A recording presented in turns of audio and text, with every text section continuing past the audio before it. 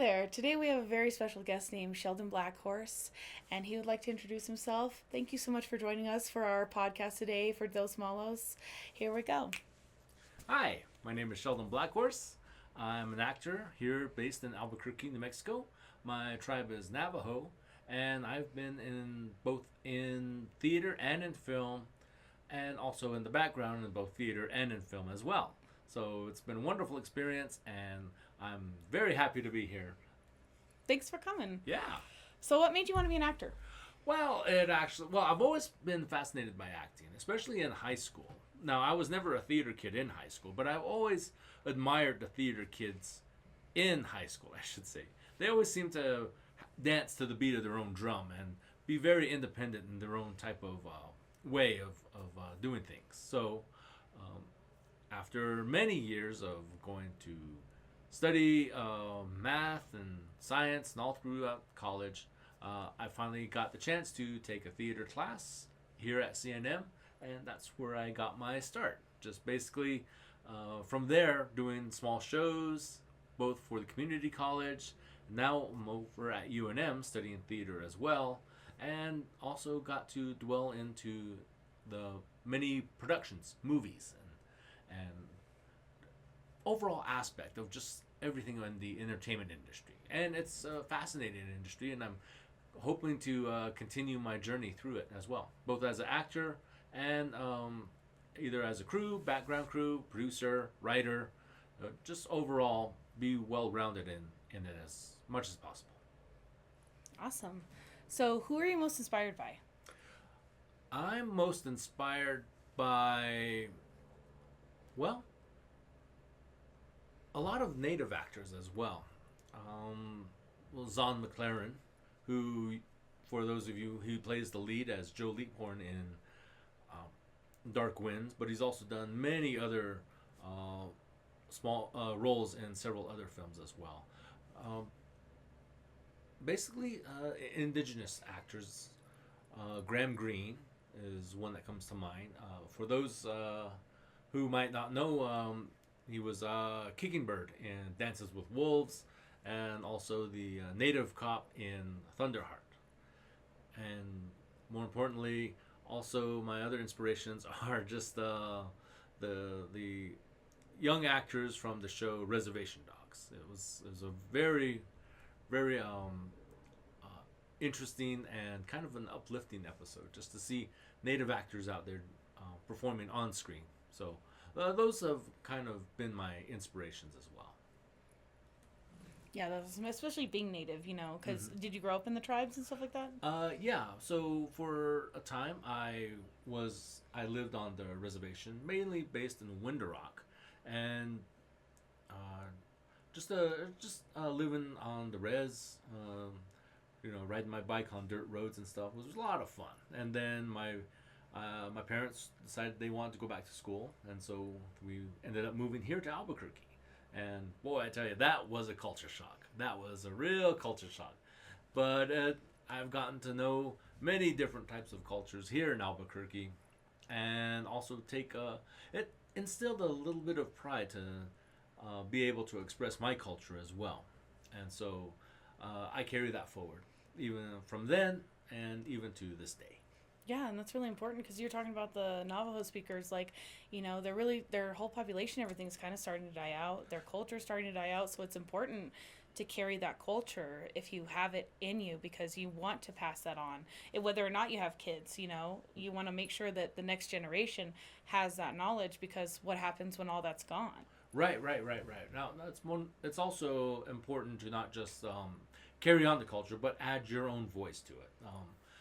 Half the time, people in the Native community will take control of the narrative and sometimes steer it into a direction that you might find problems with. Like sometimes when it comes to traditional stories or Native culture in general, they might blend a different ways of they're seeing it, and it kind of gives a perception that this is how all natives or indigenous people see their culture. And there are so many different ways when it comes to both art and music and storytelling. So it allows me to also push my narrative as well and bring what I've grown up with, stories, songs, and just bring that out as well. Yeah, that's important. It's really important to pass that on because, like I said, especially the natives, their culture is just dying out in Albuquerque. I mean, even in New Mexico, even though we have a rich native culture, like, I mean, you throw a rock, you hit a native person here, everybody here is native. You know what Yeah, don't throw rocks. I mean? Well, yeah, but you know what I mean. Everybody Yeah. here is brown, everybody here is native, everybody here is Latino. So, you know, we have a really, it's probably actually nice, too, to have that because can you imagine going to the Bible Belt? Being brown? Yes. Yes, I can. I can imagine it. I've been in the Bible Belt. Yeah. See, they might have thrown rocks at you there. Oh yeah. No shade to my relatives who live in Oklahoma. So. So, who would you say you're most inspired by? Well, when it comes to inspiration, I'd like to just basically the I'm trying to remember who's that director from directed Boogie Nights. Oh, look it up. We have a computer right there. Yeah. We can look it up. Thank goodness we have the internet right Yeah, now, really. so we can look this up. Google. Otherwise, we'll just be naming it as the third person. The director from Boogie Nights. Yeah, I remember him. Yeah, the director from Boogie Nights. Paul Anderson? Paul Thomas Anderson. Yeah. So the in that one, you know, he lets there's always that difference between show and don't tell. The way he does those slow zooms, those dramatic zooms that capture the actor's persona, that you can tell that they're just developing it. And there's no big speech like an actor would give, a great big monologue. But it just happens to be in their face, in the way that they present themselves at that particular moment that you can kind of see. And that's what I've always kind of enjoyed. That, or there was another scene with Kurt Russell in the movie, the one where it was a Quentin Tarantino. No, was it a Quentin Tarantino movie? No. He did the Hateful Eight with him. Right. Death Proof. Now, Death Proof. Oh yeah, Death Proof. That was a Quentin Tarantino. Yeah. No, I think actually Robert Rodriguez. Did he do Death Proof or did he do the first one? Tarantino. Right. Okay, and then the other one before that, The zombie one the double was feature. Rodriguez. Yeah, Right. that was Robert Rodriguez. Right. So, the way Kurt Russell, he gives this monologue, basically foreshadowing that he is the bad guy. He's the one that's stalking these. Unfortunately, he's stalking these girls. But the way he gives that speech, it just, you know, it inspired me when I was doing some writing as well, writing the bad guy. You know, just the way he delivered those lines. No overacting, no overacting, no big grand finale. It was just, just basically him looking into the camera and just giving this speech with the way he did it, with his facial expressions and his basically the movements of just him. And those are the kind of actings that I really take inspiration from. It's just when the actor isn't acting but is just delivering that presence of being powerful on screen. And it can even be done, well, I don't know if it can really be done in theater as much, because Well, yeah, in theater, everything's much bigger. Right. Because you have to perform to the back of the audience, whereas in film, you can be a little more subtle because the camera's right here and they have a microphone on you. So you can be real subtle and you can have more subtle facial expressions and stuff like that. So that does make sense that, theater is definitely totally different acting from camera acting. But I prefer to do to theater acting on camera because I think it's funnier when it's bigger. Oh, yes. Like, I understand what you're saying, though, that sometimes subtlety can be good, too. But I don't know if I have that word in my dictionary at all. I don't think that word exists in my dictionary, subtlety.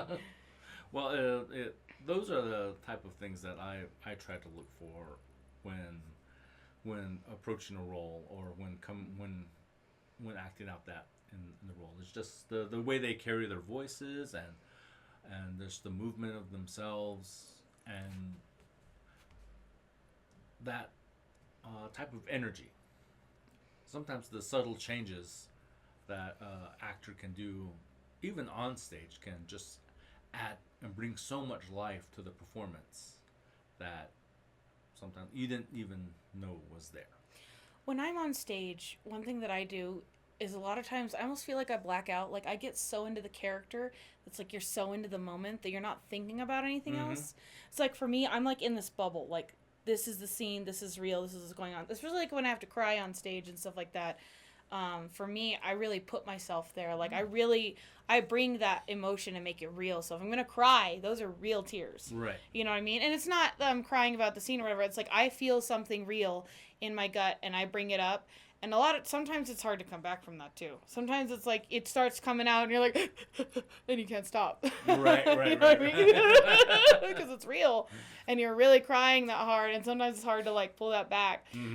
So I think it's good to have like a nice balance of that. That's kind of like a lot of what method acting is where they're just always in character. You know what I mean? And sometimes it can go a little far. So I kind of understand, especially if you're trying to master an accent. It's good to kind of stay in character. You know what I mean? And like not come out of that character. Like with Tom Holland, he always talks about how he uses the American accent a lot, even off screen, just because like it's hard for him to kind of switch back and forth. So he just stays in that American accent. And then sometimes it gets a little British. They're like, "Oh yes, mother dear," and he's like, "That was a little British. Do it again." I can see that, especially for film. Doing the scene over and over and over again, and then having to cut, and then maybe reset. There's a lot of downtime in between shots, which a lot of some of you who are in the film industry might know this, or may not know this, but yeah, there is a lot of a downtime between shots, and it can be very hard to like, all right, we're gonna redo it again, and all right, here we go.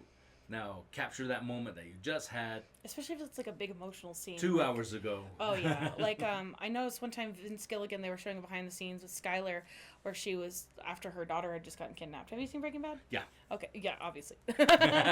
But the part when she had just gotten her daughter kidnapped and she's like on the ground, just like kind of crying hysterically. What they did that I thought was really interesting is sometimes I guess when there's like a really emotional scene, sometimes they won't break right away. They'll kind of just, all right, let's reset real quick and kind of just get back into it.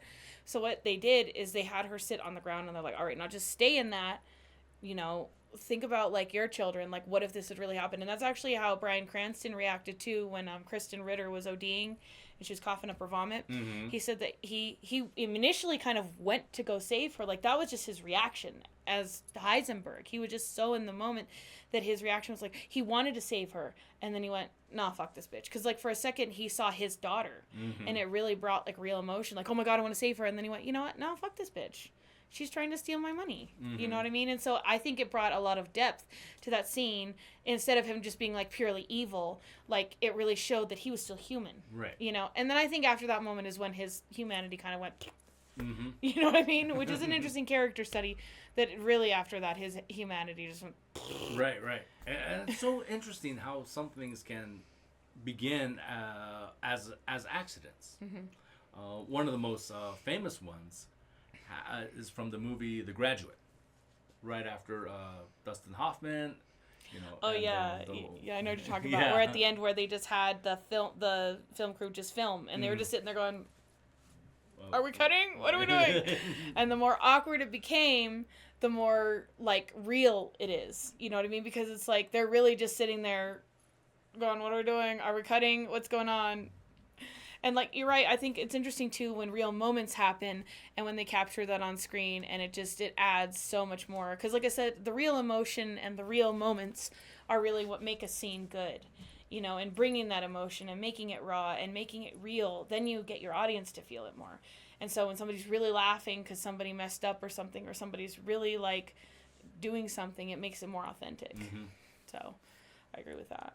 Well, so would you say you prefer comedy or drama? Um, I do love comedy. It comedy is, I'd say comedy is sometimes a little bit more scarier than drama. There was a point where, uh, for instance, I was part of this devised play where I had to write these different come up with these different scenarios and stuff. And so they asked me to play this misogynistic male, and so that was a lot of fun researching because it really messed up my algorithm on my TikTok. All right, I gotta look up all these guys and Chads and all these incels. yeah, chads, incels, and stuff, and it took me forever to refix my algorithm again. Yeah. So, and in rehearsal, I'm coming up with all these zingers, and the actors themselves are just, in disbelief, like, oh my god, I can't believe we went there, and there. And so, come the day of the performance, I'm delivering those lines, and I'm so used to the other actors just kind of giggling off the stage and stuff like that. I deliver my lines, and there is crickets in the audience. Oh no. And it's like, oh, okay, that did not land like I thought it was Yeah. going to land.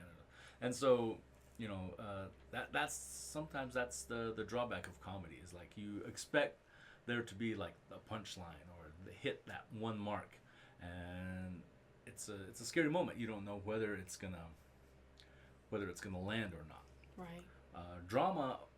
Being dramatic, yeah, I can.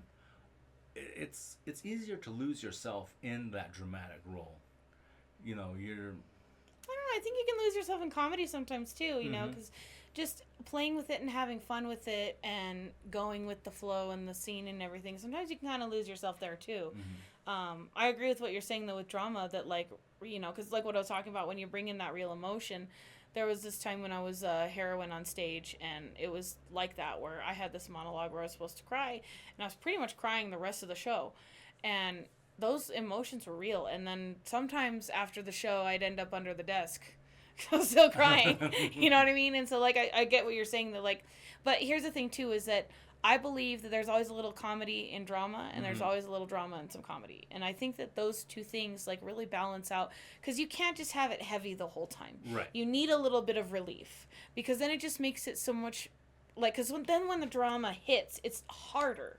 You know what I mean? Because like if you have kind of a light moment for a minute, and then all of a sudden there's like some real drama, it just like it almost like brings it down faster and harder because it's like you were having so much fun for a second, and now all of a sudden it's like, whoa, what happened? So I think both of those elements kind of need each other. But I agree with you. I love comedy. I think comedy is so much more fun. Oh yeah. Because like you can have fun with it. You know what I mean? And like drama sometimes it's just like boring. It's like, okay, everybody's crying, and it's like I don't want to feel that. And with comedy, it's like you can have fun and be silly. Right. And I prefer that. Well, and especially like with your improv stuff that you do too. Oh yeah.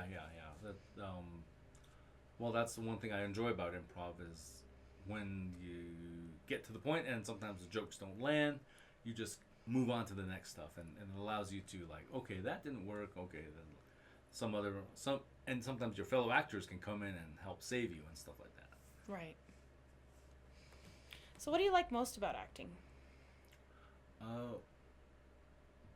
A lot of the just basically the camaraderie artery that I develop with the cast and the crew as well. Just overall, just Like the whole theater experience. yeah, building that as well, and then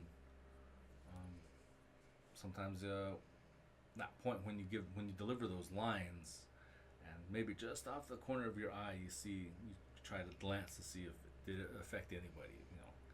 Oh crap, it did. Because before then, I used to like hide myself in the spotlight, like purposely let the spotlight blind me so I wouldn't see the audience. And was it easier for you to process that way? yeah. It was like, okay, if I can't see them, then I'm just going through the motions and stuff like that. Right. Until I got asked to record myself, and then suddenly it was like, okay, there's a real disconnect. I'm saying the lines, but I'm not giving that full energy. It's like you could kind of see that you're kind of hidden and then maybe it's not visible to the rest of the audience, but it sure is visible to you. And it's one of the reasons I like to sometimes record my performances. Well, we're also our own worst critics. Yeah. You know what I mean? We're always our own worst critics. Because there's so many times when I'll have a performance, I'm like, ooh, that was terrible. And everyone's like, no, that was great. I'm like, no, it wasn't. You know what I mean? Yeah. I'm embarrassed, but they're like, no, that was amazing. And I'm like, oh, I've done better. Yeah. That's when you learn to play it off. Oh my God, that was amazing. Thank you so much. Yeah, exactly. Well, if you say so, okay. Right. So what was your favorite project that you've ever done? One of my favorite projects would have to be this one that we worked at over at C&M. It had to it was the first time I ever was playing the lead. There was a play written by Sheldon Blackhorse. Basically, we were playing these characters that went into the afterlife, and we're just kind of waiting in purgatory, which just happens to be a. Was that the one they did this last spring? No. This was way back in like maybe 2016, I think. Gotcha. Yeah, so that one. Prior to each one of the other performances before then, I could see myself being videotaped, and I was just kind of like, ooh, that's horrible. But yeah, this was, my very beginning in acting. And this one, I was able to take basically all the stuff that I'd learned and use it in that performance. Mm-hmm. And I was really proud of the way it came out. That's good. So what would you say you struggled most with in your career? Well, just basically right now, it's sometimes just finding the time. But also, I would have to say the main thing that I really struggle with is probably with video auditions. So, we'll get the notice through the email. Hey, all right. Oh, crap. All right. So then I'm calling different people. Hey, can you help me with my video audition? And then we're trying to find the space to do the video audition. And then all these subtle rules like, all right, don't end the video right now. Give yourself a few moments so that you can kind of re-edit it and stuff like that. And so, so that's kind of for at least the auditioning process. It's really tedious, and you have to be like kind of a self-starter. You have to be self-motivated. You can't just if you really want to do it, you have to jump into it, right. And you have to put your whole force into it. And it's really hard when you have a full-time job. Mm-hmm. Because it's this is your full-time job, but you're not making money. Right. So it's hard. So it's you have to decide, well, do I want to make this my full-time job, or do I want to have a full-time job and also do this? How am I going to balance out? Oh, yeah, definitely. It's hard. I get that. Mm-hmm. So what's your favorite color? I would have to say blue. Okay. Yeah, I tend to, I don't know, it's always, I've always been fascinated with the color blue. It's just,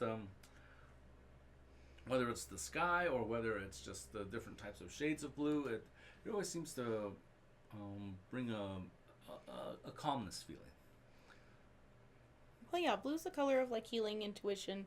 Can you look up what it means if your favorite color is blue? I want to know. I want to know the psychology behind that.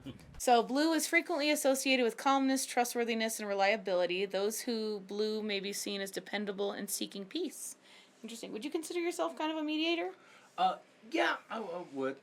And calm. I feel like you're pretty calm. You're pretty chill. Mm-hmm. You know what I mean? So that makes sense. Mine is purple. What does it say about that? Often associated with creativity, royalty, and a touch of mystery. People who prefer purple might be seen as unique and driven. Mm. Oh, I would say I'm very driven. Yeah.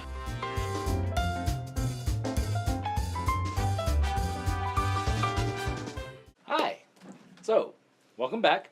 The first game that we will be playing is an improv game called Ding. Now, in this game, our two improvers will be up and they will be discussing or acting out the scene. Now, at any time, the person off the stage will write ding, and when that happens, whoever was talking has to suddenly change the subject. For an example, give me something that I can talk about, like washcloths. Washcloths, all right.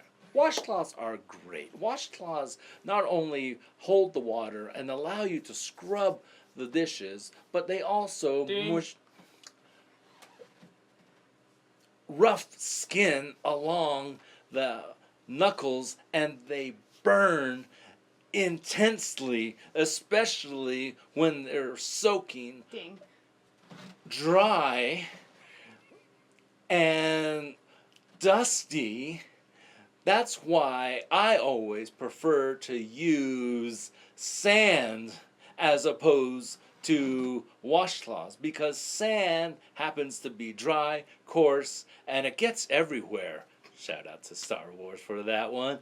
And that is one of the games called Ding. New topic. You guys are going to be talking about 80s bands. Go ahead. So, I'm like born in 2007. Can you tell me about what all this was back in the late 1900s of these types of bands with hairdos? My grandma says that she really takes offense to me calling her grandma because, she was born in 75. But I really want to know about all these types of 80s bands. I mean, she says, just watch VH1. I'm like, I can't find that on YouTube. Ding. I can't find that on I can't find that on, what's a Facebook? Facebook is one of those things where you take pictures and you share your whole life for the entire world to see, because people are bored and they'll scroll through your pictures and then hate on you. That's what Facebook's all about. Ah, okay. It should be called Haterade. Cool. Now, I've heard about that, but being a young person myself, I really prefer. So it's like a TikTok without the moving pictures. Yeah, it's just you share posts about things, your life and whatever, and your stupid kids and how bratty they are. Ding. And then you get the shoe and you throw it at their head, because, that's what happens when you want to kill ants, is you have to throw things at them and kill them. Sometimes what you can do too is you can just take like nitrous oxide and just spray it at them after you've taken a hit, obviously. Oh my God, that is so diabolical. I couldn't do that to an ant, a little insect person. Oh, they're little bastards. They bite. Oh, they do? Yeah, they bite. Oh my God. I mean, that is an invasion of privacy for these little people to be. Ding. They're not people. That is highly overrated that they would chomp down on my personal space. Okay. All right. Yeah. This one is basically a word association. So it's basically telling one story using just one word, and we pass it off to each other and we try to tell a story. Okay. So this one is called Giever. Okay. So I would start off with Giever, and then you say a word. Okay. So it's like saying, did you ever Do this thing, Okay. but you're telling a story. Yeah. But it's Okay. improvisational, Okay. just Okay. one word Yeah. after And the it's next. just one word? One word. And Yeah. the next person Okay. goes, then the next person goes, word, Okay. word, and word. Okay. All right. So whenever you're ready, go ahead and start. Okay. Giever, Water slide. down, A.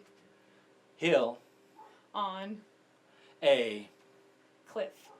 well, Screaming. my, Ass. is, Naked. and, I. was, Excited. the, Whole. time, Because. I, Like.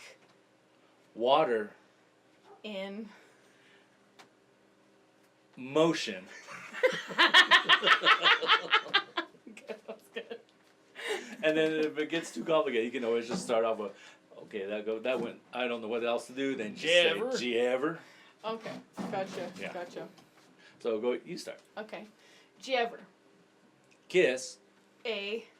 cactus, On. the, Spines. well, I. tickled, My.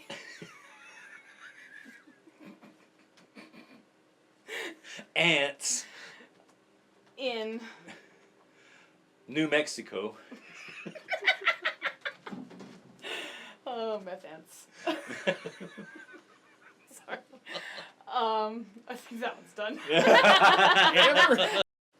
So the next thing we'll be playing is a game. I think it's called 1, 2, 3, 4, 5, but it allows for word association in order for your improver to think on the fly and come up with different scenarios, and just so that you're not having this dead space while on stage. So I'll begin, and I'll be counting to 5, and then 1, 2, 3, and then 6, 7, 8, 9, 10. And so forth. And so it comes something like this. 1, 2, 3, 4, 5. My name is Sheldon, and I say hi. 6, 7, 8, 9, 10. This is Zach, and he's my friend. 1, he's got a beard. 2, he's very weird. 3, he could play King Lear. 4, 4, 4, 1, 2, 3, 4, 5. 1, 2, 3, 4, 5. My name is Zach, and I say hi.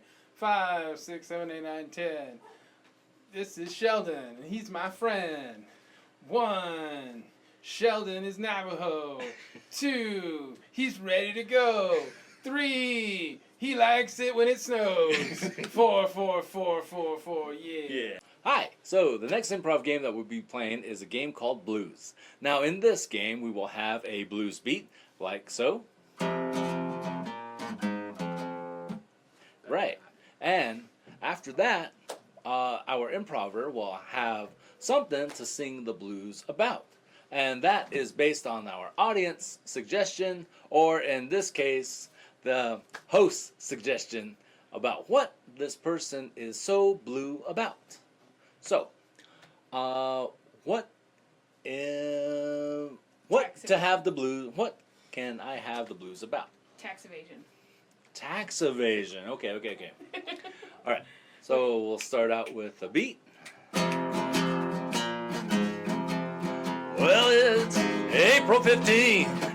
I got 2 minutes to go. I gotta make it to the border because I gotta go. Well, I gotta get out, gotta get far, cause I got tax evasion and the law's coming through the door. And that, cause I got the tax evasion blues. Yeah. That was good. Yeah. So that is how the blues game is played. Okay. You want me to go next? Yeah. All right. So, I guess just give me a prompt then. Yeah, why don't you prompt her off, Sheldon? All right. Okay. It's right. gonna be fun. And your prompt will be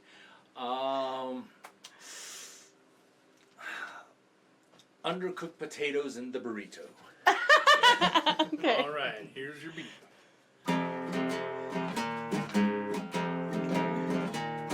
God damn it, Zach!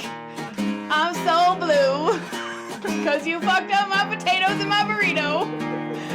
And if I don't have them right, I can't digest them because I got stomach issues. They're too undercooked. I don't like them crunchy. That's why I got the blues. Oh, Sheldon, crunchy potato blues. Crunchy potato blues. Okay. Do you want to do one more, or do you want to do anything else? Yeah, let's do one more. All You right. go ahead, Sheldon. Your prompt is bad weather. Bad weather. All right. Well, it's too hot and too cold. I think fall's coming. No, that's spring. Oh my God, I might be getting old. I'm shouting at the sun, shouting at the clouds. What is this that I'm doing? It's the bad weather blues. That was awesome. Hi, I'm so thankful for being a part of this production. It is quite an eye-opener. It's so interesting to broaden my horizons and just get to know more about what's going on in the community as well. Thank you so much. I am Sheldon Blackhorse, and I'm an actor and also Navajo. Good deal. Alrighty, well, thanks so much for being on our show today, Sheldon. This was really fun. Thanks for coming. You know, really had a lot of fun doing improv with you. I hope to do some more stuff in the future. So, you know, thanks so much for coming. We had some really good dinners and stuff, which was cool. So, this is our show. Do. Thank you so much for watching our weekly podcast. If you have an interesting story or topic you would like us to cover, please email us and check out our website at mnzproductions.com. We are supported by donations, so please donate to our Patreon, GoFundMe, or Cash App listed in the description below. And don't forget to like and subscribe.